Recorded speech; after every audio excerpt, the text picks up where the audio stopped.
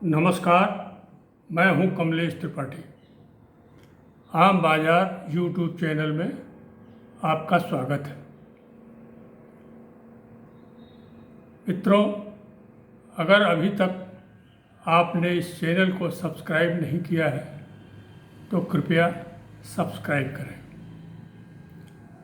आज हम बात करेंगे सार्वजनिक जीवन में बेलगाम होते जा रहे बोल की, मर्यादाहीन भाषा की। लोकतंत्र में सहमति और असहमति इस संवाद की आवश्यक प्रक्रिया है। जरूरी नहीं कि किसी की हर बात से सहमत हुआ जाए और यह भी जरूरी नहीं कि किसी की हर बात से असहमत हुआ जाए, लेकिन सहमति और असहमति की अभिव्यक्ति भाषाई मर्यादा की सीमा में होनी चाहिए। अगर कोई अपने राजनीतिक प्रतिद्वंदी के लिए, राजनीतिक विरोधी के लिए किसी तरह की अभद्र या अमर्यादित भाषा का प्रयोग करता है तो यह दुनिया के सबसे बड़े लोकतंत्र का दुर्भाग्य ही है।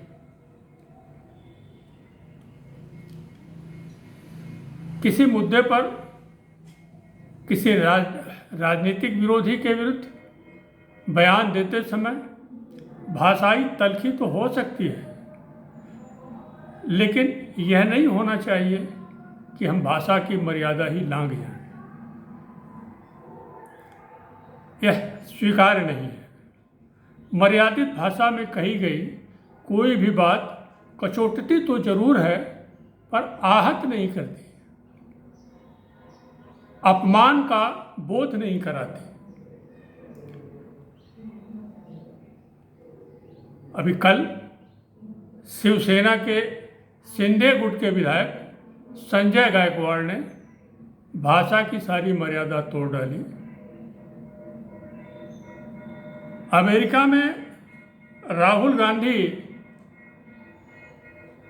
के आरक्षण पर दिए गए एक बयान पर उन्होंने यह कह दिया कि जो भी राहुल गांधी की जीभ काट कर लाएगा उसको वो 11 लाख रुपए देंगे। राहुल गांधी ने अमेरिका में अपने बयान पर क्या कहा था यह आप सभी जानते हैं। राहुल गांधी ने कहा था, उनसे एक सवाल पूछा गया था पत्रकारों ने कि भारत में आरक्षण को लेकर के आपकी क्या राय है, तो उन्होंने कहा था कि जब तक गैर बराबरी मिट नहीं जाती तब तक आरक्षण लागू रहेगा। खैर, उन्होंने क्या कहा था, उसका क्या निहितार्थ लोगों ने निकाला, इस विवाद पर मैं नहीं जाऊंगा, लेकिन उनके विरोधियों ने उसका मतलब यही निकाला कि राहुल गांधी भारत में आरक्षण खत्म करना चाहते हैं। और संजय गायकवाड़ ने उसके खिलाफ अपना गुस्सा जाहिर करते हुए यहाँ तक कहा कि जो कोई भी राहुल गांधी की जीभ काट कर लाएगा उसे वो 11 लाख रुपए देंगे। अभी 2 दिन पहले रेल राज्य मंत्री रणजीत सिंह बिट्टू ने राहुल गांधी को सबसे बड़ा आतंकवादी बता दिया। कहा वे देश के सबसे बड़े आतंकवादी हैं। दरअसल राहुल गांधी ने सिखों को लेकर एक बयान दिया था कि वो ऐसा भारत चाहते हैं जिसमें हर कोई अपने अपने धार्मिक तौर तरीकों के साथ, धार्मिक प्रतीकों के साथ रह सके, जी सके। इसी में उन्होंने कहा था कि सिख कड़े पहने, पंच ककार जो होता वो धारण करें, वो ऐसा चाहते हैं। ये अलग बात है कि अभी ऐसी कोई स्थिति नहीं है, पर राहुल गांधी की इस बयान पर रणजीत सिंह बिट्टू ने उनको सबसे बड़ा आतंकवादी कह दिया। अब राहुल गांधी आतंकवादी हैं कि नहीं है, ये आप तय करें। इससे पहले और भी उदाहरण है। 14 जनवरी 2020 को उत्तर प्रदेश की तत्कालीन सरकार में मंत्री रहे रघुराज प्रताप सिंह उर्फ राजा भैया ने कहा था, मुख्यमंत्री योगी और प्रधानमंत्री मोदी के खिलाफ, नरेंद्र मोदी के खिलाफ जो भी नारे लगाएगा, उनके खिलाफ जो भी बयान देगा, उसको वो जिंदा दफन कर देंगे। और कुछ ऐसे ही बात उसके 2-3 दिन पहले पश्चिम बंगाल में भाजपा के तत्कालीन अध्यक्ष दिलीप घोष ने कहा था कि नागरिकता संशोधन कानून का विरोध जो लोग कर रहे हैं, भाजपा शासित राज्यों में उनको कुत्तों की तरह गोली मार दिया जाता है। अब बताइए, यह तो एक तरह से उन्होंने भाजपा के विरोधियों की बातों को पुष्ट ही कर दिया कि भाजपा शासित राज्य में जो कोई भी भाजपा सरकार के निर्णयों के खिलाफ बात करेगा, बोलेगा, विरोध करेगा, उसको कुत्तों की तरह गोली मार दिया जाता है। यही बात मर्यादित भाषा में भी कही जा सकती थी। पिछले लोकसभा चुनाव के दौरान तो भाषा की कोई मर्यादा ही नहीं बची।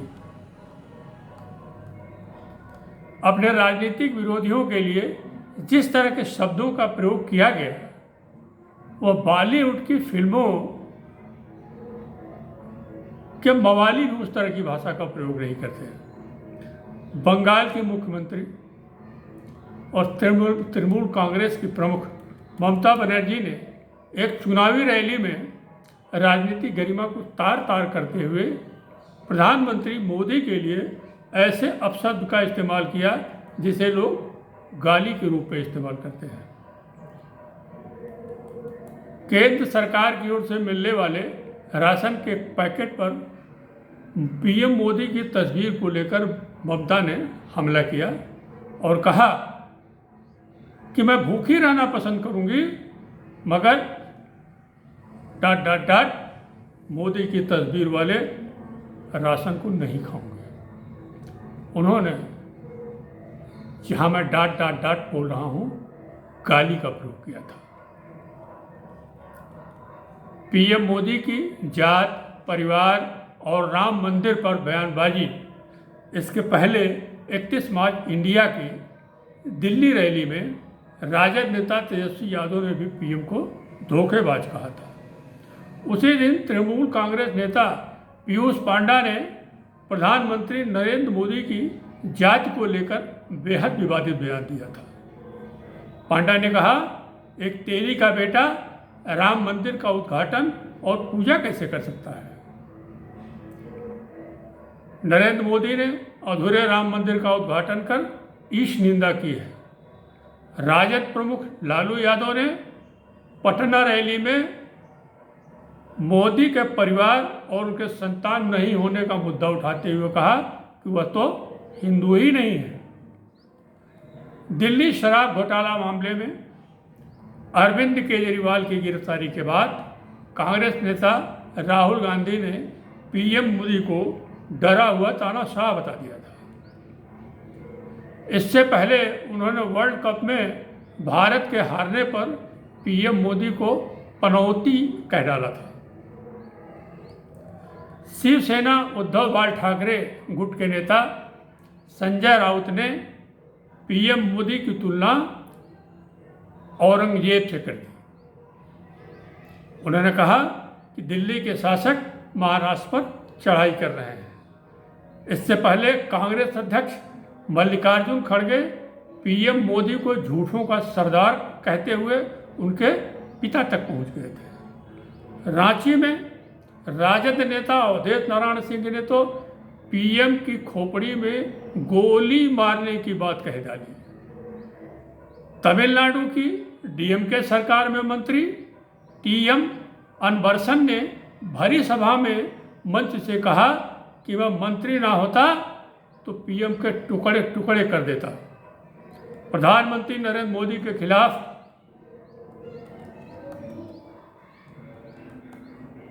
सबसे ज़्यादा अपशब्द और जुबानी हमले का इतिहास काफ़ी लंबा है और विपक्ष की ओर से यह सिलसिला फिलहाल थमता नहीं दिख रहा है।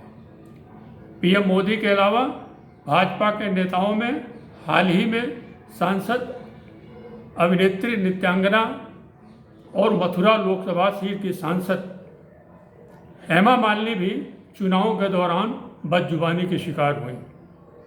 कांग्रेस प्रवक्ता रणदीप सिंह सुरजेवाला का एक वीडियो सोशल मीडिया पर वायरल हुआ था, जिसमें उन्होंने हेमा मालिनी के लिए बेहद गंदे, भद्दे और अपमानजनक शब्दों का प्रयोग किया था।